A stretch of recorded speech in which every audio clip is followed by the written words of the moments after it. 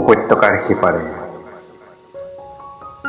সেই হালি কাৰ চকু, কাৰ কাৰ ছাই বৰণীয়া পাতবোৰৰ আঁৰত পৰোনে নপৰোকৈ এটোপাল নিয়ৰৰ কণিকা। কি সাধু শুনাইছিলা থৰ থৰকৈ কঁপিছিল কুমলীয়া পাত? কি কথা কৈছিলা বতাহে সিদিনা এৰি দিছিল বাট?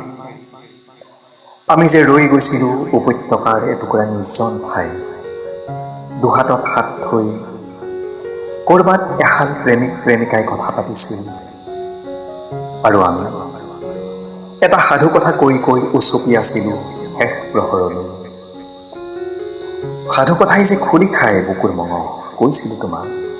ধেত, এনেকুৱা কথাও থাকেনে, কৈছিলা তুমি।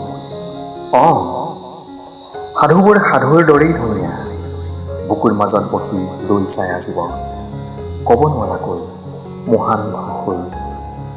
সময়ে সময়ে আওৰাই থাকোঁ আমি সাধু কথাৰ বিনা।